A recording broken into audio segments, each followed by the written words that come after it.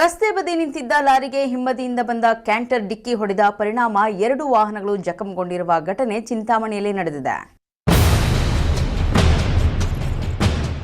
ಚಿಂತಾಮಣಿ ನಗರದ ಹೊರವಲಯದ ರಾಷ್ಟ್ರೀಯ ಹೆದ್ದಾರಿ 234 ರಸ್ತೆಯ ಚಿಂತಾಮಣಿ ಗ್ರಾಮಾಂತರ ಪೊಲೀಸ್ ಠಾಣೆಯ ಸಮೀಪ ರಸ್ತೆ ಬದಿ ನಿಂತಿದ್ದ ಲಾರಿಗೆ ಹಿಂಬದಿಯಿಂದ ಬಂದ ಕ್ಯಾಂಟರ್ ಡಿಕ್ಕಿ ಹೊಡೆದ ಪರಿಣಾಮ 2 ವಾಹನಗಳು ಕಜಂಗೊಂಡಿರುವ ಘಟನೆ ಗುರುವಾರ ಬೆಳಗಿನ ಜಾವ ಸುಮಾರು 4 ಗಂಟೆಯ ಸಮಯದಲ್ಲಿ ನಡೆದಿದೆ. ಕ್ಯಾಂಟರ್ ವಾಹನ ಚಾಲಕನಿಗೆ ಸಣ್ಣಪುಟ್ಟ ಗಾಯಗಳಾಗಿದ್ದು ಯಾವುದೇ ಸಾವು ನೋವು ಸಂಭವಿಸಿಲ್ಲ.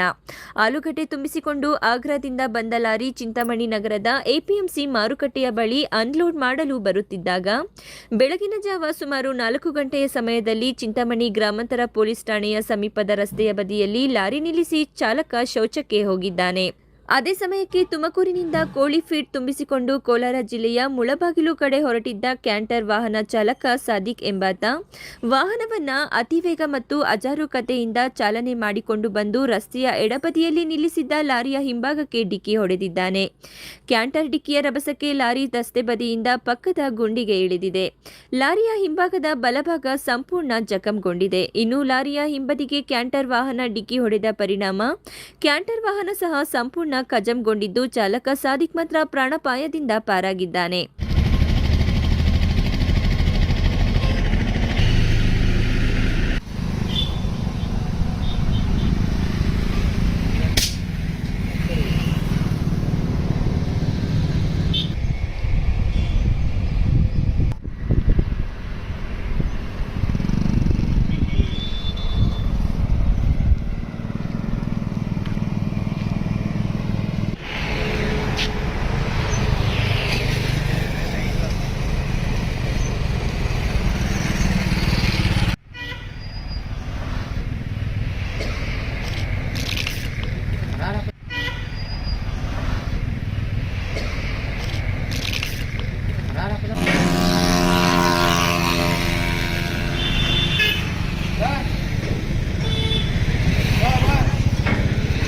ವಿಷಯ ತಿಳಿದ ಕೂಡಲೇ ಸಮೀಪದಲ್ಲಿಯೇ ಇರುವ ಚಿಂತಾಮಣಿ ಗ್ರಾಮಾಂತರ ಠಾಣೆಯ ಪೊಲೀಸರು ಸ್ಥಳಕ್ಕೆ ತೆರಳಿ ಸ್ಥಳ ಪರಿಶೀಲನೆ ನಡೆಸಿ ನಂತರ ಮುಂದಿನ ಕ್ರಮ ಕೈಗೊಂಡಿದ್ದಾರೆ. Aslam Pasha, MM TV news, Chintamani.